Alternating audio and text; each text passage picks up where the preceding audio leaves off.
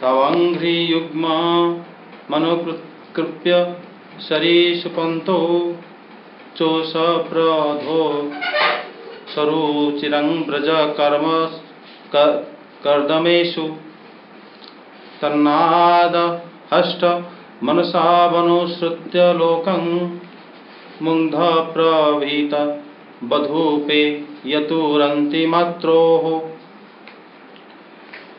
परीक्षित कुछ ही दिनों में राम और श्याम घुटनों और हाथों के बल बकियां चल चलकर गोकुल में खेलने लगे। दोनों भाई अपने नन्हे नन्हे पांवों को गोकुल की कीचड़ में घसीटते हुए चलते। उस समय उनके पांव और कमर के घुंघरू रुनझुन बजने लगते। वह शब्द बड़ा भला मालूम हो पड़ता। वे दोनों स्वयं वह ध्वनि सुनकर खिल उठते। कभी कभी वे रास्ते चलते किसी अज्ञात व्यक्ति के पीछे हो लेते।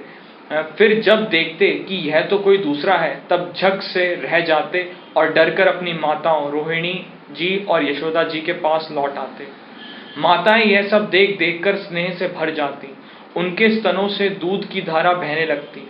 जब उनके दोनों नन्हे नन्हे से शिशु अपने शरीर में कीचड़ का अंगराग लगाकर लौटते, तब उनकी सुंदरता और भी बढ़ जाती थी। माताएं उन्हें आते ही दोनों हाथों से गोद में लेकर हृदय से लगा लेती और स्तन पार कराने लगती। जब वे दूध पीने लगते और बीच बीच में मुस्कुरा मुस्कुरा कर अपनी माताओं की ओर देखने लगते, तब वे उनकी मंद मंद मुस्कान, छोटी छोटी दांतुलियों और भोला भाला मुंह देखकर आनंद के समुद्र में डूबने उतरनाने लगती। जब राम और श्याम दोनों कुछ और बड़े हुए, तब ब्रज में घर के बाहर ऐसी ऐसी बाल लीलाएं करने लगे जिन्हें गोपियां देखती ही रह जाती।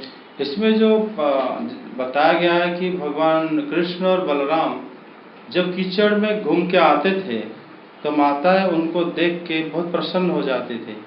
कीचड़ को ना देख के उन दोनों को, कृष्ण बलराम दोनों माताएं उनको गोद में उठा के उनको दूध पिलाती और कृष्ण बीच बीच में माता को देखते रहते तो माता को और आनंद होती। इसका मतलब ये लगता है कि जो लीला सुखदेव गोस्वामी वर्णन कर रहे हैं, इससे वो माता यशोदा और माता रोहिणी को प्रसन्न करने के लिए ही भगवान लीलाएं करते थे, एक अज्ञान शिशु की तरह, जैसे साधारण शिशु करते हैं। इससे पहले बताया गया कि भगवान जो घुटने के बल पर चल रहे थे, कोई अज्ञान व्यक्ति के पीछे जब हो जाते थे, फिर जब देखते थे कि ये हमारा कोई जान पहचान के नहीं है, तो पीछे मुड़ के माता के पास भाग के आ जाते थे घुटने के बल पर। माता को ये देखकर और प्यार आ जाते, उनको देखते ही उनके स्तन से दूध निकल पड़ता। ये जो भाव है, ऐसे लगता है कि जो ये एक्चुअली यशोदा माता ये जो अपनी पुत्र वात्सल्य भाव किसके प्रति कर रही है, वो कर रही है सब कृष्ण के प्रति। ये बात विचार करने वाली बात है। साधारण जो माताएं अपने पुत्रों को देखती है, उसमें स्नेह आती है। यहाँ पर जो ये भागवत पुराण जो है, मनुष्य लोगों के लिए समझाने के एक माध्यम है। मनुष्य के अंदर जितने प्रकार के भाव है, भक्ति विनोद ठाकुर कहते हैं, वही सारे भाव भगवान के अंदर भी होता है। लेकिन हम माया की कठपुतलियों की तरह, जो वास्तव में जिसका अस्तित्व नहीं है, हम वही पुत्र पत्नी और माया संसार की तरफ हम लोग भागते हैं। उससे कुछ मिलता नहीं है। जिस माता हम लोग को भी बचपन में इस तरह प्यार दुलार करी होगी, लेकिन अभी उनसे हम लोग का स्नेह ज़्यादा नहीं है। लेकिन कृष्ण माता यशोदा के साथ उनका स्नेह कभी कम नहीं हुआ था। बशर्ते ये है कि वो परम पुरुष भगवान है और कृष्ण सिर्फ यही सिखाने के लिए आए थे कि वास्तव में वही सबके बंधु हैं। जैसे भगवत गीता में बताया जाता है कि सब लोग उनसे इस प्रकार की रिश्ता जोड़ सकते हैं। माता को, सिर्फ माता यशोदा को देखो, तुम हर जगह में सुखदेव गोस्वामी वर्णन कर रहे हैं, वो हर समय मुड़ के माता यशोदा को जरूर देखेंगे।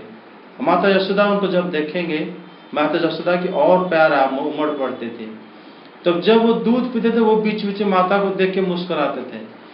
जीव गोस्वामी यही बताते हैं, जब माता ने उनको जब चलना सिखाया, कृष्ण को और बलराम को, कभी कभी माता यशोदा बलराम जी को चलना सिखाते थे, कभी कभी कृष्ण को चलाना सिखाते थे, कभी रोहिणी माता भी कृष्ण को चलाना सिखाती थी। जब चलाना सिखाते थे तो कृष्ण जो है एक दो कदम बड़ी मुश्किल से चल के फिर माता हाथ छोड़ देती थी कि अपने आप चल पा रहे हैं कि नहीं। तो फिर कृष्ण जो है तुरंत गिरने जैसे हालत में फिर माता तुरंत पकड़ लेती थी। माता को ये आनंद लगता था कि मेरी पुत्र जो है चल नहीं पा रहा, लेकिन अच्छा लगता है उन माता को बहुत आनंद लगता था। फिर भगवान कभी कभी जो धीरे धीरे बड़ी मुश्किल से चल रहे थे, माता उनको थोड़े दूर तक चलने के लिए छोड़ देती थी। तो भगवान बहुत धीरे धीरे संभल के गिर ना जाए, मतलब काफी स्लोली चलते थे, कहीं गिर ना जाए। जब माता के पास आ जाते थे तो भाग के आ जाते थे कि माता है मेरे पास, मैं पकड़ लूंगा और मैं गिरूंगा नहीं। तो माता ये जो सब लीला देखते थे तो माता को काफी आनंद होती थी, और वो आनंद के मारे बेसुध हो जाती थी यशोदा माता। कृष्ण को जब बलराम जी को भी रोहिणी माता ने और यशोदा माता ने चलना सीखे, वो भी चलने लगे। उसके बाद वो धीरे धीरे घर के आंगन में बाहर जाने के लिए कोशिश करे दोनों। उससे पहले माता यशोदा और माता यशोदा रोहिणी और उनके कुछ धाइयां भी होती थी जो कृष्ण और बलराम को दिन भर उनके पास रहने के लिए और उनको मतलब बोलना सिखाने के लिए बलराम जी को और कृष्ण को पहले माता यशोदा उनको गोदी में बिठा के आराम से सिखाती थी कि ऐसे बोलो, बाबा बोलो, मम्मा माँ बोलो, और बाकी सारे अल्फाबेट बताते बोलने के लिए। और उस समय में भी माता यशोदा उनको हर एक अंग को, इसको क्या बोलते हैं, ये हाथ है, ये मान, ये आंखें हैं, ये सारे सामान का भी नाम बताते थे तो भगवान याद रखते थे। तो उनके डेली गोपियां आ जाती थे उनके पास। जब वृद्ध गोपियां आके उनको दिन भर घेर के रहते थे तो वो लोग उनके होमवर्क कराते थे। अब बताओ बेटा इसको क्या कहते हैं, इसको क्या कहते हैं। तो भगवान फिर इशारे से बताते थे, ये है, ये वो है। बलराम जी भी ऐसे बताते थे। तो जब बोलना सीखा, बलराम जी को काफी प्रयत्न करके पहले बोलना सिखा दिया गया। माता यशोदा, नंद, जो रोहिणी माता और उनका धाइयां, तो बलराम जी बड़े प्यार से कृष्ण को पहले बोलने लगे। तब जब कृष्ण को बोलने लगे, कृष्ण कृष्ण बोले, तब भगवान कृष्ण ने बोलना धीरे धीरे सीखे और माता यशोदा उनको सिखाए कि उनको आर्य बोलो, उनको दादा बोलो, भैया बोलो। तो भगवान धीरे धीरे उनको बोलते दादा, आर्य है दाऊ है, भैया। तो धीरे धीरे भगवान उनको, बलराम जी को बोलने के बहाने धीरे धीरे दोनों सीखने लगे।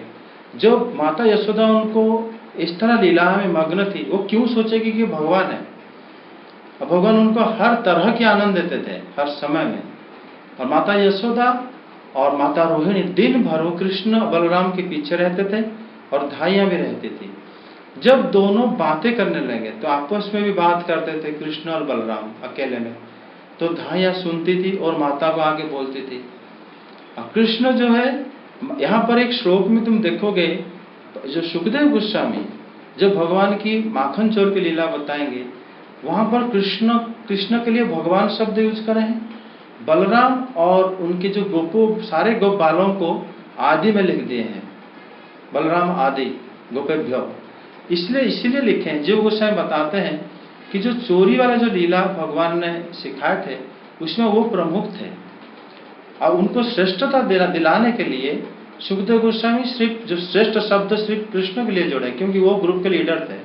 बलराम जी कभी चोरी वगैरह करना उनको मन नहीं लगता, वो क्यों चोरी करेंगे किसके घर, लेकिन कृष्ण उनको बुला के ले लेंगे बलराम जी को। इसीलिए सुखदेव गोस्वामी कृष्ण के लिए भगवान शब्द यूज करें और बलराम जी को सारे गोपों के साथ जोड़ के लिखें। कृष्ण जो बोलें कि भैया हम बाहर चलें, हमें जो यहाँ पे चले जाएं खेलने के लिए, और वहाँ पर वसुधामा और स्तोक कृष्ण सुदाम आए होंगे, उनके घर चले। तो बलराम जी कहेंगे कि नहीं मैया गुस्सा करेगी, तो फिर वो कहे नहीं, उनको पता नहीं चलेगा। तो ये बात जो है धाई वगैरह सुन के माता को जाके बताते थे। कृष्ण का क्या है, कृष्ण जो है बहुत चंचल थे और वो लीला में जो है भगवान की बाकी अवतारों लीला से माता यशोदा को बहुत भरपूर आनंद देते थे भगवान कृष्ण। और तभी माता क्या करते ना, इन दोनों जब पहले ही देखते थे कि डेली सुबह जो ग्वाल वाले जो हैं जो बड़े बड़े जैसे नंद बाबा और बाकी लोग क्या करते हैं ना, गैया को लेके जाते हैं, आके बांधते हैं, दूहते हैं, दूध को घर में देते हैं। घर में क्या करते हैं, वो लोग दूध को उबालते हैं, फिर उसको दूसरे दिन जामुन डाल के दही बनाते हैं, दही से फिर वो लोग उसको चर्निंग करके मक्खन निकालते हैं, दूसरे दिन घी निकालते हैं। वो घर में एक प्रक्रिया चलता रहता है, उनका सारे पूरे गांव में वही काम है। तो ये लोग उसी चीज, जो बच्चे जो देखते हैं वही सीखते हैं डेली पे। ये क्या करते हैं ना, जब धीरे धीरे चलने लगे, इनके साथ साथ धाइयाँ जलती थी, वो बछड़ा को गाय बना के उसको धोने के लिए कोशिश करते थे, यहाँ से दूध निकलेगा, उसको ऐसे बांधा जाएगा, इसको ऐसे चराते हैं। तो उसको चराने के लिए वो लोग क्या करते हैं ना, जहाँ पर जो सुखदेव गोस्वामी बताया ना, उनको गले से खोल देते थे बछड़ा को। जीव गोस्वामी बताते हैं कि वो लोग पहले अनुकरण करते थे कि कैसे बड़े लोग यहाँ पर गाय को खोल के ले लेते हैं चराने के लिए, और ये चराने की प्रैक्टिस करने के लिए बछड़े को खोल देते थे। लेकिन बछड़े तो भागते थे, फिर ये पूंछ पकड़ के उनको खींच के ले जाते थे। तो भगवान जो इस प्रकार लीला दिन भर करते थे, वही यहाँ पर बताया गया है। जब राम और श्याम दोनों कुछ और बड़े हुए, तब ब्रज में घर के बाहर ऐसी ऐसी बाल लीलाएं करने लगे जिन्हें गोपियां देखती ही रह जाती। जब वे किसी बैठे हुए बछड़े की पूंछ पकड़ लेते और बछड़े डरकर इधर उधर भागते, तब वे दोनों और भी जोर से पूंछ पकड़ लेते और बछड़े उन्हें घसीटते हुए दौड़ने लगते। गोपियां अपने घर का काम धंधा छोड़कर यही सब देखती रहती और हंसते हंसते लोटपोट होकर परम आनंद में मग्न हो जाती। कन्हैया और बलदाऊ दोनों ही बड़े चंचल और बड़े खिलाड़ी थे। वे कहीं हरिण, गाय आदि सींग वाले पशुओं के पास दौड़ जाते, तो कहीं धधकती हुई आग से खेलने के लिए कूद पड़ते। कभी दांत से काटने वाले कुत्तों के पास पहुंच जाते, तो कभी आग बचाकर तलवार उठा लेते। कभी कुएं या गड्ढे के पास जल में गिरते गिरते बचते। कभी मोर आदि पक्षियों के निकट चले जाते और कभी कांटों की ओर बढ़ जाते थे। माताएं उन्हें बहुत बरजती, परंतु उनकी एक न चलती। ऐसी स्थिति में वे घर का काम धंधा भी नहीं संभाल पाती। उनका चित्त बच्चों को भय की वस्तुओं से बचाने की चिंता से अत्यंत चंचल रहता था। राजऋषि कुछ ही दिनों में यशोदा और रोहिणी के लाडले लाल घुटनों का सहारा लिए बिना अनायास ही खड़े होकर गोकुल में चलने फिरने लगे। उनको माता मतलब चलने सिखाने लगी। अब चल सुखदेव गोस्वामी कभी कभी क्रम को मतलब आगे पीछे करें, फिर भी उनके मुंह से लीला बहुत आनंद लगता है सुखदेव गोस्वामी का, क्योंकि पहला क्रम में बता दिए कि वो बछड़े को पूंछ पकड़ के वो खींचते थे। अभी बता रहे हैं कि वो घुटने के बल पर नहीं अनायास खड़े हो गए, खड़े हो गए। अभी लास्ट में बता रहे हैं ना ये वाला। हाँ सर, ये इन्होंने बताया कि जो बछड़े बैठे हुए होते थे, बछड़े बैठे होते थे और ये पूंछ पकड़ते थे, फिर वो उनको खींचते थे। हाँ। और ये भी बताया गया कि वो कभी कभी मतलब जैसे कांटेदार जो वृक्ष है उसकी तरफ चलते थे। जो उसे यही बताते हैं, सांप जो फण उठाता है उसको मुंह पे जाके पकड़ते थे कृष्ण बलराम। तो मतलब इनको डर नहीं है किसी को। और ये फिर आग के तरफ चले जाते थे। आग के जो मान लो कुत्ता जो दांत निकला उसके दांत पकड़ लेंगे जाके सीधा, वो काटता नहीं था, वो काट भी नहीं पाएगा भगवान को। तो इनको डर नहीं लगता। तो माता बिल्कुल डर जाती थी। और माता देखते हर समय हमारे लाला कुछ तो नहीं हुआ, उसमें उसको बहुत आनंद भी लगता था यशोदा माता को। और भगवान हर लीला माता को आनंद देने के लिए ही करते थे। तभी तो परीक्षित महाराज आगे क्वेश्चन करेंगे इस लीला के एंड में। ये ब्रजवासियों के कन्हैया स्वयं भगवान हैं, परम सुंदर और परम मधुर। अब वे और बलराम अपनी ही उम्र के ग्वाल बालों के साथ अपने साथ लेकर खेलने के लिए व्रज में निकल पड़ते और व्रज की भाग्यवती गोपियों को निहाल करते हुए तरह तरह के खेल खेलते। उनके बचपन की चंचलताएं बड़ी ही अनोखी होती थी। गोपियों को तो वे बड़ी ही सुंदर और मधुर लगती। एक दिन सबके सब इकट्ठी होकर नंद बाबा के घर आई और यशोदा माता को सुना सुना कर कन्हैया के करतूत कहने लगी। अरे यशोदा, यह तेरा कहना बड़ा नटखट हो गया है। गाय दुहने का समय ना होने पर भी ये बछड़ों को खोल देता है और हम डांटती हैं तो ठटा ठटा कर हंसने लगता है। ये इस टाइम जीव गोस्वामी बताते हैं कि जब इन्होंने एक क्वेश्चन करे माता यशोदा को, माता ने उनको बोले कि मेरे लाला अगर बछड़ा को खोल दिया, वो तुम्हारे मतलब मदद करा है, क्यों तुम्हें भी तो खोलना पड़ता।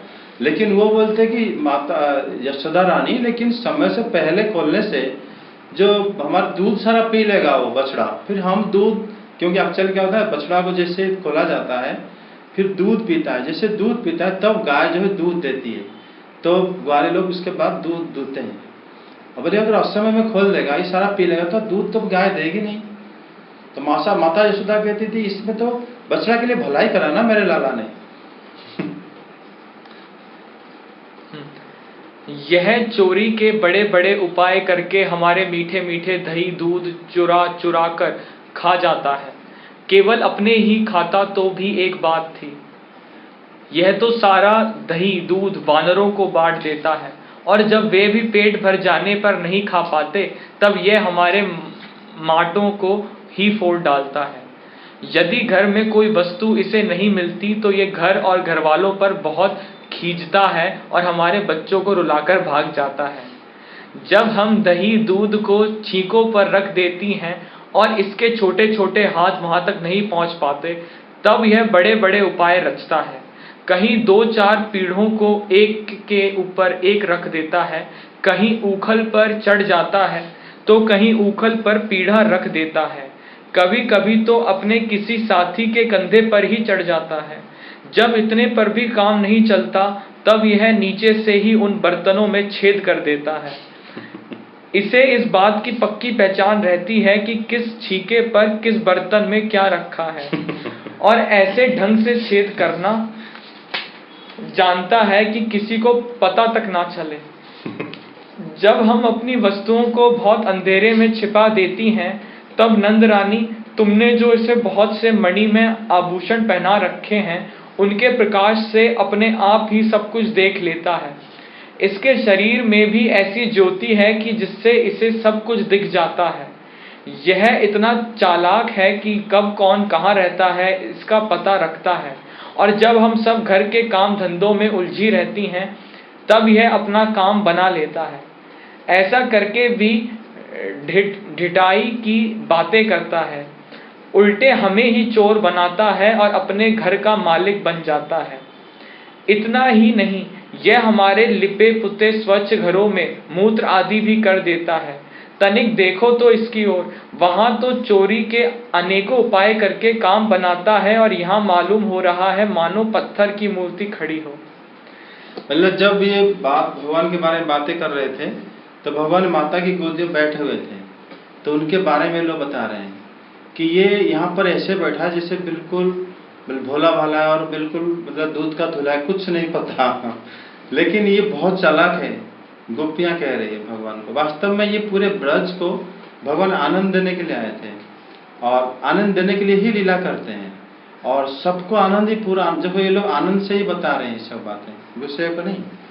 तो इसलिए लास्ट श्लोक में बताया जाएगा, यशोदा माता जब सुनेगी ये लोग मतलब बोलते हुए हंस रहे हैं, तभी यशोदा माता कृष्ण को कुछ नहीं बोलेगी, उल्टा और प्यार करेगी। और कृष्ण जो है यहाँ पर बताया गया है कि कृष्ण बहुत चालाक है, और कृष्ण को ऐसे ऐसे उपाय पता है कि ये मतलब आपको भी नहीं पता होगा, क्योंकि यशोदा माता घर में चोरी नहीं करते थे, वो चोरी तो करते थे बाहर घरों में, और उनको पता रहता था। ये लोग क्या करते थे ना, ये जो लीला सुखदेव गोसाई इतना संक्षेप में बोले हैं इसे, ये लेकिन हर एक श्लोक में सब कुछ बोल दिए हैं। वो गोपियां बोले कि कृष्ण को पता है कि कौन सी जगह में क्या रहता है।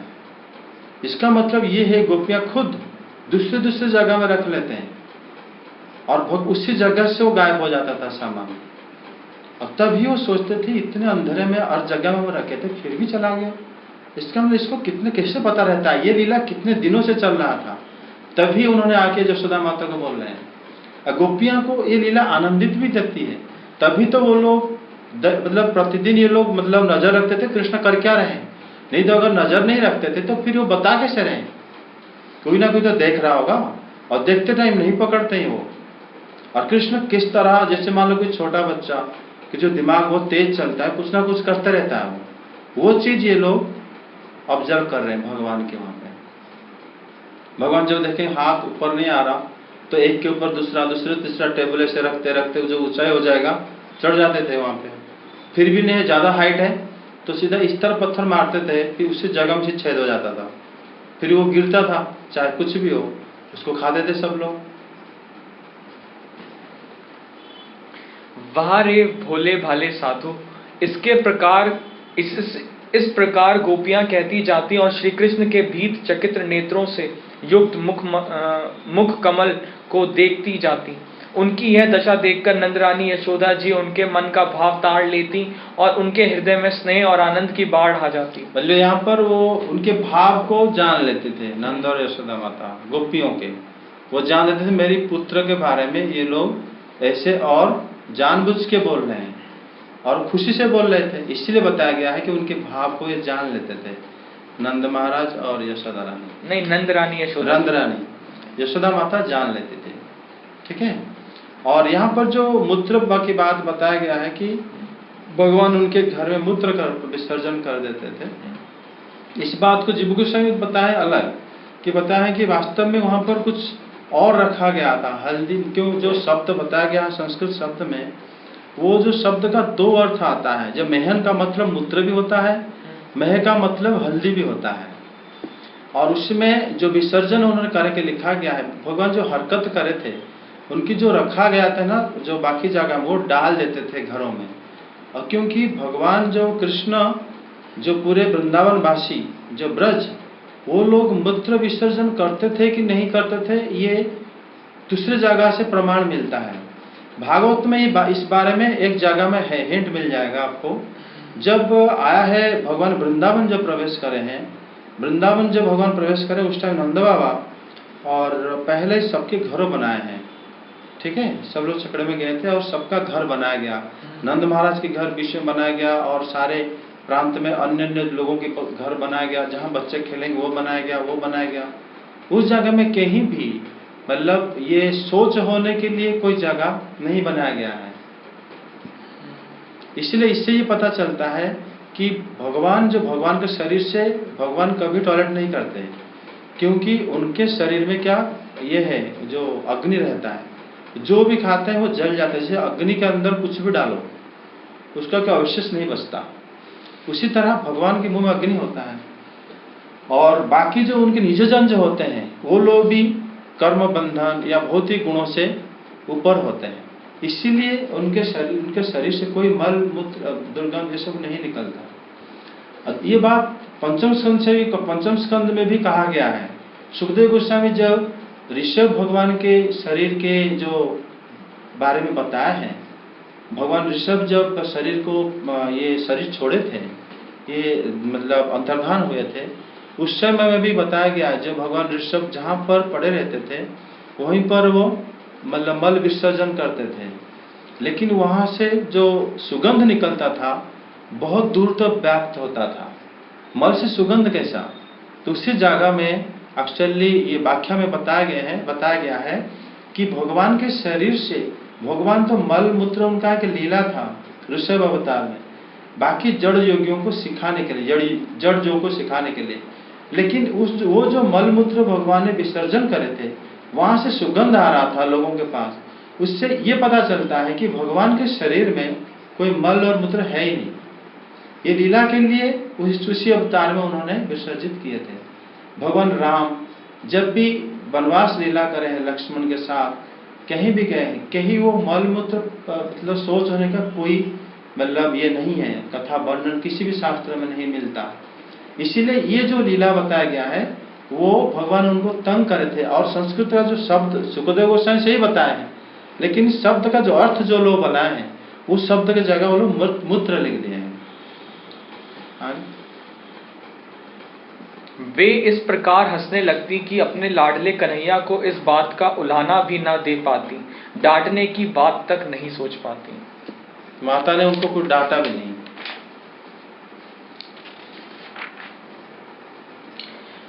एक दिन बलराम आदि ग्वाल बाल श्री कृष्ण के साथ खेल रहे थे। उन लोगों ने माँ यशोदा के पास आकर कहा, माँ, कन्हैया ने मिट्टी खाई है। हितैषिणी यशोदा ने श्री कृष्ण का हाथ पकड़ लिया। उस समय श्री कृष्ण की आंखें डर के मारे नाच रही थी। यशोदा मैया ने डांट कर कहा, क्यों रे नटखट, तू बहुत ढीठ हो गया है, तूने अकेले में छिपकर मिट्टी क्यों खाई? देख तो तेरे दल के तेरे सखा क्या कह रहे हैं, तेरे बड़े भैया बलदाव भी तो उन्हीं की ओर से गवाही दे रहे हैं। भगवान श्री कृष्ण ने कहा, माँ मैंने मिट्टी नहीं खाई, ये सब झूठ बक रहे हैं। यदि तुम इन्हीं की बात सच मानती हो तो मेरा मुंह तुम्हारे सामने ही है। यहाँ तुम पर जो है जीव गोस्वामी बताते हैं कि जो भगवान ने यहाँ पर झूठ नहीं बोले थे। यहाँ पर दो अर्थ में उसके मीनिंग आएगा। आगे भगवान क्या बोल रहे हैं उनको बोल दो पहले। तुम अपनी आंखों से देख लो। यशोदा जी ने कहा, अच्छी बात, यदि ऐसा है तो मुंह खोल। माता के ऐसा कहने पर भगवान श्री कृष्ण ने अपना मुंह खोल दिया। परीक्षित, भगवान श्री कृष्ण का ऐश्वर्य अनंत है, वे केवल लीला के लिए ही मनुष्य के बालक बने हुए हैं। यशोदा जी ने देखा कि उनके मुंह में चर अचर संपूर्ण जगत विद्यमान है। आकाश वह शून्य जिसमें किसी की गति नहीं, दिशाएं, पहाड़, द्वीप और समुद्रों के सहित सारी पृथ्वी, बहने वाली वायु, वैद्युत, अग्नि, चंद्रमा और तारों के साथ संपूर्ण ज्योतिर्मंडल, जल, तेज, पवन, वियत, प्राणियों के चलने फिरने का आकाश, वैकारिक अहंकार के कार्य देवता, मन, इंद्रिय, पंच तन्मात्राएं और तीनों गुण श्री कृष्ण के मुख में दिख पड़े। परीक्षित, जीव, काल, स्वभाव, कर्म, उनकी वासना और शरीर आदि के द्वारा विभिन्न रूपों में दिखने वाला यह सारा विचित्र संसार, संपूर्ण ब्रज और अपने आप को भी यशोदा जी ने श्री कृष्ण के नन्हे से खुले हुए मुख में देखा। वे बड़ी शंका में पड़ गई। नहीं, यहाँ पर दोबारा पढ़ो ना वाला। परीक्षित, जीव, काल, स्वभाव, कर्म, उनकी वासना और शरीर आदि के द्वारा विभिन्न रूपों में दिखने वाला यह सारा विचित्र संसार, संपूर्ण ब्रज और अपने आप को भी यशोदा जी ने श्री कृष्ण के नन्हे से खुले हुए मुख में देखा। वे बड़ी शंका में पड़ गईं। वे सोचने लगी कि यह कोई स्वप्न है या भगवान की माया। कहीं मेरी बुद्धि में ही तो कोई भ्रम नहीं हो गया है। संभव है मेरे इस बालक में ही कोई जन्मजात योग सिद्धि हो, जो चित्त, मन, कर्म और वाणी के द्वारा ठीक ठीक तथा सुगमता से अनुमान के विषय नहीं होते। यह सारा विश्व जिनके आश्रित है, जो इसके प्रेरक हैं और जिनकी सत्ता से ही इसकी प्रतीति होती है, जिनका स्वरूप सर्वथा अचिंत्य है, उन प्रभु को मैं प्रणाम करती हूँ। माता यशोदा है तुरंत भगवान की शरण में चले गए। माता यशोदा जब देखे कि जो कृष्ण के मुंह के अंदर सारे ब्रह्मांड दिख रहा है, तब उन्होंने भगवान की शरण में चले गए माता यशोदा। इसी जो श्लोक में जब पहले कृष्ण ने जो मिट्टी खाए थे, कृष्ण ने मिट्टी खाई इसीलिए क्योंकि ब्रह्मा जी ने स्वयं प्रार्थना करे हैं कि मैं ब्रज की मिट्टी बनना, मतलब रज बनना चाहता हूँ। सारे जो बड़े बड़े जो सिद्ध महात्मा वो चाहते हैं कि ब्रज के रज हम बनेगी, ताकि आपके भक्तों की चरण हमारे ऊपर पड़े। तब जब भगवान कृष्ण ये सब बार बार स्तुति सब सुने हैं, तो वो सोचे कि ये ब्रज के रज में है क्या, इसमें सब लोग क्यों यहाँ पर इसको बनना चाहते हैं। तभी उन्होंने उसका स्वाद चखने के लिए, उसको और महिमान्वित करने के लिए कि ब्रज रज सबसे अच्छा है, खुद मुंह में डाले। अब बलराम जी इसीलिए कहे, बलराम जी जानते थे कि अभी योग माया को एक्चुअली एक लीला देना चाहिए उन्होंने, क्योंकि योग जब कृष्ण डर गए, योग माया भी डर गई। योग माया सोची भगवान डर गए, तो तभी भगवान, जब भगवान बोले कि मैंने मिट्टी नहीं खाया। यहाँ पर इस बात में दो सत्य भी है, मिथ्या भी है। मिथ्या अगर हम मानेंगे भगवान झूठ बोल रहे हैं, ये वात्सल्य रस में झूठ बोल रहे हैं। अगर सच की बात माना जाए तो भगवान झूठ नहीं बोले, ये झूठ नहीं बोले कि भगवान वास्तव में मिट्टी नहीं खाए थे। भगवान ने फिर क्या खाए थे, जो खाए थे उन्होंने मुंह में दिखाए। जब माता यशोदा को भगवान ने डर गए, डर के मारे मुंह खोल दिए, तब योग में तुरंत झटपट उन्होंने सोचे कि माता यशोदा जिस तरह गुस्सा करी है अभी, शायद कृष्ण को मतलब दुख होगा, शायद मार भी सकती है। तुरंत उन्होंने माता यशोदा की वो गुस्सा को ठंडा करने के लिए वही जो पहले उनको दिखाई दे, जो ब्रह्मांड सारा, यशोदा जो योगी माया और कुछ नहीं समझ पाई, तुरंत वही ब्रह्मांड दिखा दी। लेकिन उनमें एक चीज नया दिखाई, वो दिखाई कि उसके अंदर ब्रज भी है और उसके अंदर माता यशोदा भी है, उसके अंदर कृष्ण भी है, ताकि माता यशोदा जो है कंफ्यूज हो जाए। लेकिन माता यशोदा जो है वो वात्सल्य रस में ओतप्रोत है, तुरंत वो सोची कि जैसे नंद महाराज ने जो गर्ग मुनि जैसे बताए थे, शायद मेरे बालक के अंदर किसी आवेश है, तो तभी ये सब दिख रहा है। तो मैं उसी भगवान के शरण में जाता हूँ जो ये सबको बनाया है हम लोगों को। वो मतलब सब कृष्ण के साथ ब्रज सबको जो बनाया, उन्हीं के शरण में माता यशोदा जाने के लिए प्रार्थना कर रही है। यहाँ पर एक और बात भी आती है, जब अगर ऐसा भी हो सकता है कि कभी कभी पुराणों में कहा जाता है भगवान शरीर के अंदर सारा ब्रह्मांड वास करता है। जो ब्रह्मांड को महामाया बनाई है, महत्तत्व से आया हुआ है, क्योंकि यहाँ पर जैसे वर्णन हुआ है ऐसा लगता है कि महत्तत्व भी है, वैकारिक अहंकार भी है। हाँ, वैकारिक अहंकार के मन और 10 सारे देवताएं हैं, फिर सारे इंद्रियां हैं, फिर जीव है, काल है, कर्म है, वो सारा चीज बताया गया है। उसके साथ अनंत कोटि ब्रह्मांड भी है, फिर ब्रज भी है। यहाँ पर जीव गोस्वामी बताते हैं कि ब्रज महामाया नहीं बना पाएगी। जो महत्तत्व से जो सृष्टि हुआ है वो ब्रज नहीं बना पाएगी। ब्रज तो स्वयं योगमाया बनाती है। इसलिए ये जो माता यशोदा ने जो भी कुछ देखा भगवान के मुंह के अंदर, इसको योगमाया स्वयं रचाई थी। योगमाया जो रचाई थी माता की गुस्सा से मन को हटाने के लिए रचाई थी, ताकि वो कृष्ण के ऊपर गुस्सा ना करे। योगमाया जब ऐसे भगवान क्या करते हैं ना, बिना डरे मुंह खोल देते हैं, तो उनको पता है कि योगमाया यहीं पर है और वो कुछ ना कुछ कर लेगा। भगवान निर्देश नहीं देते, भगवान तो खाली निर्देश देते कि तुम जाओ ब्रज में, बस उसके अलावा और कुछ नहीं। सारा लीला योगमाया करते रहती है। यहाँ तक कि जो गोपाल बालकों को ब्रह्मा जी ने चोरी किया, उनका वास्तव में चोरी योगमाया ने करी थी, क्योंकि ब्रह्मा जी इन लोगों को चोरी कर ही नहीं सकते। ये सब जो गोलोक वृंदावन से आए हैं, भगवान के निज जन, उनको कैसे चोरी कर सकते हैं। माता योगमाया क्या करते, उनको अदृश्य कर दी और उनकी जो हम शकल उनके एक दूसरा टोली बना दी थी, जिनको ब्रह्मा जी ने लिया था।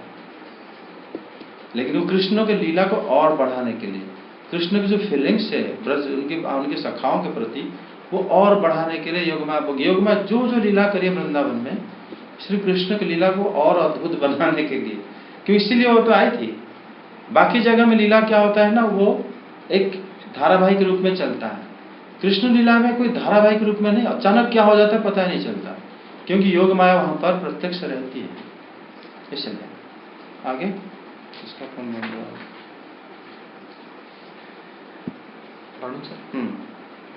यह मैं हूँ और यह मेरे पति तथा यह मेरा लड़का है। साथ ही मैं ब्रजराज की समस्त संपत्तियों की स्वामिनी धर्मपत्नी हूँ। ये गोपियाँ, गोप और गोधन मेरे अधीन हैं, जिनकी माया से मुझे इस प्रकार की कुमति घेरे हुए है। वे भगवान ही मेरे एकमात्र आश्रय हैं, मैं उन्हीं की शरण में हूँ। जब इस प्रकार यशोदा माता श्री कृष्ण का तत्व समझ गईं, तब सर्वशक्तिमान सर्वव्यापक प्रभु ने अपने पुत्र स्नेहमयी वैष्णवी योगमाया का उनके हृदय में संचार कर दिया। यशोदा जी को तुरंत वह घटना भूल गई। उन्होंने अपने दुलारे लाल को गोद में उठा लिया। जैसे पहले उनके हृदय में प्रेम का समुद्र उमड़ता रहता था, वैसे ही फिर उमड़ने लगा। सारे वेद, उपनिषद, सांख्य, योग और भक्तजन जिनके महात्म्य का गीत गाते गाते अघाते नहीं, उन्हीं भगवान को यशोदा जी अपना पुत्र मानती थी। यशोदा माता की जो मतलब पुत्र स्नेह है, जो पुत्र वात्सल्य है, वो अवर्णनीय है कि कोई भी मतलब सारे महात्मा, नारद मुनि, वेद व्यास, हालांकि नारद मुनि कभी भी वृंदावन में ब्रज में आके बाल लीला देखे नहीं है, लेकिन वो गायन जरूर करते हैं। नारद मुनि भगवान की लीला द्वारका में आके देखे हैं, लेकिन ब्रज लीला जो है, जो भगवान जब बाल्य लीला जो है उनका, यशोदा माता की जो सौभाग्य, वो सुखदेव गोस्वामी से सुने। जब भागवतम सुखदेव गोस्वामी सुना रहे थे, सब लोग वहीं से सुने। सुखदेव गोस्वामी सारे लीलाओं को मतलब हिंट में बता दे, सारा यही ही कृष्ण की लीला है। उसको अलग अलग पुराणों में मतलब बहुत विशद व्याख्या हुआ है। भगवान कैसे चोरी करते थे, यहाँ पर चोरी की लीला बता दिए, चोरी कैसे होता है उसका बहुत सारा व्याख्या हुआ है। फिर भगवान जब ये नृत्य करते थे गोपियों के सामने, जो वृद्ध गोपियां हैं वहां आके भगवान नृत्य करते थे, तब नृत्य जब करते थे गोपियां उनके पास, जो सारे उनके यशोदा माता की जो मतलब हम उम्र के जो आते थे उनके घर, उनके सामने नृत्य करते थे। बलराम जी वहाँ पर रहते थे, सब लोग ताली ठोकते थे, भगवान जो नृत्य करते थे। तब फिर जब उनको नृत्य करते करते कुछ बोलते थे, भगवान शर्मा के माता के पास चले जाते थे, यशोदा माता के पास। तो भगवान जो यशोदा माता की जो वात्सल्य रस है वो सबसे श्रेष्ठ है, क्योंकि जब भगवान, ये बात वहाँ भी प्रमाण हुआ है, जब ब्रह्मा जी जो बालकों को चोरी करके ले लिए थे, गैया को चोरी करके ले लिए थे, बछड़ा को, तब भगवान ने स्वयं बन गए थे सारे बालक और सारे बछड़ा। वो सारे बालक बन के हर एक माताओं से दूध पिए, लेकिन उनको वह आनंद नहीं मिला जो यशोदा माता से उनको मिलता है। भगवान को सबसे श्रेष्ठ मिलता है आनंद जो है यशोदा माता। भगवान ने सारे गैया से भी पान करे, क्योंकि वो कृष्ण रूप से पान नहीं कर पाए ना, वो तो बछड़ा के रूप में पान करे।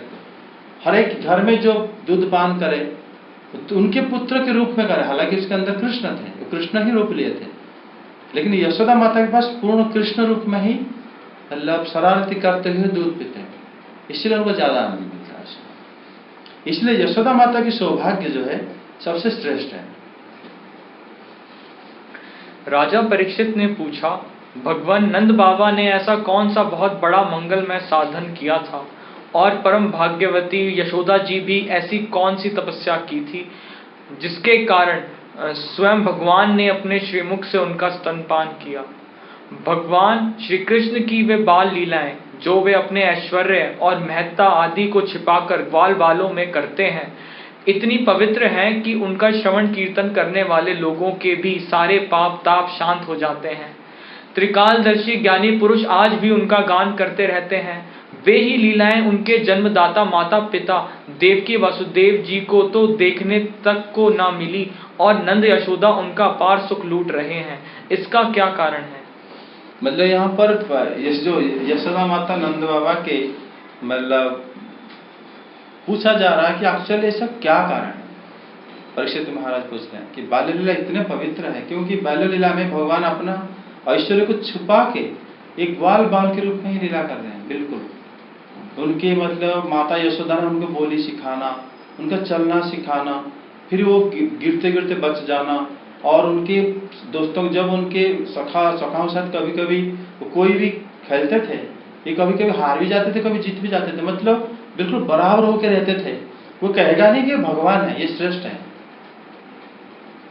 वो इतना आश्चर्यमय लीला है, त्रिकालदर्शी ऋषि उसको गान करते हैं, और इतना भगवान की बाल्य लीला इतने पवित्र है, जो उसको सुनता है या गाता है वो सारे पाप ताप को नष्ट कर देता है। ये सत्य है।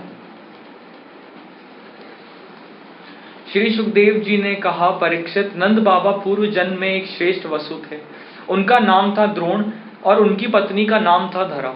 उन्होंने ब्रह्मा जी के आदेशों का पालन करने की इच्छा से उनसे कहा, भगवान, जब हम पृथ्वी पर जन्म लें तब जगदीश्वर भगवान श्री कृष्ण में हमारी अनन्य प्रेममयी भक्ति हो, जिस भक्ति के द्वारा संसार में लोग अनायास ही दुर्गतियों को पार कर जाते हैं। ब्रह्मा जी ने कहा, ऐसा ही होगा। वे ही परम यशस्वी भगवान में द्रोण ब्रज में पैदा हुए और उनका नाम हुआ नंद, और वे ही धरा इस जन्म में यशोदा के नाम से उनकी पत्नी हुई। परीक्षित, अब इस जन्म में जन्म मृत्यु के चक्र से छुड़ाने वाले भगवान उनके पुत्र हुए, और समस्त गोप गोपियों की अपेक्षा इन पति पत्नी नंद और यशोदा जी का उनके प्रति अत्यंत प्रेम हुआ। ब्रह्मा जी की बात सत्य करने के लिए भगवान श्री कृष्ण बलराम जी के साथ ब्रज में रहकर समस्त ब्रजवासियों को अपनी बाल लीला से आनंदित करने लगे। भगवान यहाँ पर जो बताया गया है कि जो लीला बलराम जी के साथ उन्होंने आके नंद बाबा और यशोदा माता ब्रह्मा जी को बलराम जी के लिए कहा नहीं था, वो श्री कृष्ण के लिए कहा गया था कि हम कृष्ण में अनन्य भक्ति हो। लेकिन बलराम जी क्यों आए? क्योंकि उनको जो आनंद लीला देने वाले हैं भगवान, उसमें बलराम जी रहना ही आनंददायक ही होगा, तभी भगवान बलराम जी के साथ ही आए थे। कभी भी देखो, खाली श्री राम को जब दर्शन करे मिथिलावासी, सीता माता के जो जहाँ घर है, लक्ष्मण के साथ जब दर्शन करे दोनों तृप्त हो गए थे, दोनों को देखते सब लोग उसी तरह सारे ब्रजवासी कृष्ण और बलराम को देख के तृप्त होते हैं, लेकिन उनका प्रयोजन है कृष्ण, लेकिन बिना बलराम के नहीं। इसलिए उस तत्व को समझना चाहिए। हर जगह मैं कई बार मैं बता चुका हूँ, भगवान की लीला ऐसे ही होता है। भगवान जब योग माया अगर नहीं होती, लीला इतना वैचित्रतामय नहीं होता, और अगर बलराम जी नहीं होते तो लीला इस तरह नहीं हो पाता। भगवान जहाँ बैठेंगे, जहाँ जाएंगे, जहाँ पर खेलेंगे, हर जगह बलराम जी ही सब कुछ मतलब ठीक कर देते हैं। तभी, क्योंकि ये चैतन्य भागवत में आता है, जब चैतन्य महाप्रभु एक लकड़ी का सिंहासन में बैठ रहे थे, वो सिंहासन टूटने वाला था, तो नित्यानंद तुरंत उस जगह में हाथ में स्पर्श कर दिए, तो वो बैठने लायक हो गया था। तब फिर वो हिला नहीं ना। विष्णु सिंहासन था जहाँ विष्णु शालिग्राम रखा जाता था। तो भगवान इसलिए बिना बलराम जी के लीला, पूरा प्रॉपर लीला का आनंद माता यशोदा को नहीं मिलता, तभी भगवान बलराम जी के साथ आए। श्री कृष्ण का उखल से बांधा जाना।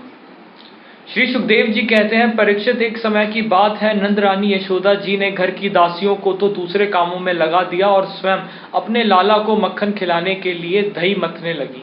मैंने तुमसे अब तक भगवान की जिन जिन बाल लीलाओं का वर्णन किया है, दधी मंथन के समय वे उन सब का स्मरण करती और गाती भी जाती थी। इसका मतलब इसका मतलब जो है, भगवान की जब लीला जो भी भगवान करते हैं, माता यशोदा रोहिणी माता उसको गायन करते हैं और उनको आनंद लगता है। तभी तो उद्धव जब आए थे ब्रज, उसी को सुन के वो भूल गए थे सब कुछ। उद्धव उठ के क्या करे ना, सुबह प्रातःकालीन कृत्य पूरा करके वो गायत्री मंत्र जाप करने के लिए बैठ गए। भगवान के मंत्र जाप करते हैं सुबह, लेकिन उनके कान में गोपियों की जो ये गायन कान में पड़ा, जो अपनी ब्रज भाषा में, गांव की भाषा में वो गा रहे, सभी इकट्ठा एक साथ सब दधी मंथन कर रहे हैं, लेकिन गा रहे हैं कृष्ण की पूरा लीला। इसमें इतना भाव है, मतलब ये गायत्री मंत्र स्मरण नहीं कर पाए कोई बीज मंत्र, वो बोले इसमें तो सब कुछ है। ये जो अपने गांव भाषा में जिस तरह कृष्ण के प्रति समर्पण है, वो तो मतलब उसके तुलना में कोई वैदिक ग्रंथ में या कोई शास्त्र में ऐसे कोई स्तुति नहीं जब भगवान मतलब प्रसन्न हो जाए। इससे ये गाँव मतलब ये गाने से अपेक्षा, और ये गाना अगर कृष्ण के कान में पड़ता है, कोई भी भगवान तुरंत प्रकट हो जाएंगे। लेकिन कोई भी जो पुरुष शक्त मंत्र देखो, बीज मंत्र देखो, 7 करोड़ मंत्र है, तो सारे कोई भी मंत्र ऐसा नहीं है जो ये गाने के ऊपर आ सके। तो उद्धव जी गाने को ही ध्यान करने लगे जो वो ब्रजवासी गा रहे थे। और यहाँ पर माता यशोदा, वही बताया गया है, सुखदेव गोस्वामी कह रहे हैं, भगवान जो जो लीला करते हैं वो गाते रहते हैं। जैसे पुतना जैसे अप्रकट पुतना जैसे बद्ध हुई, तो माता रोहिणी और यशोदा माता दोनों गान करने लगे। और जब पुतना ले गई उसी समय वो थोड़ा हड़बड़ा हो जाते हैं गाते टाइम, फिर जो कृष्ण फिर आ गए, फिर आनंद से गाते हैं, उस तरह वो गाते हैं। और भगवान की हर लीला को एक गाने के छंद में वो गाते रहते हैं। ऐसे ही भगवान की लीला, जो बाल लीला, ऐसे ही होता रहता है। आज इतना, ये अध्याय खत्म हो गया। हाँ, नेक्स्ट नवम अध्याय स्टार्ट हो गया है। आज यही रहते हैं।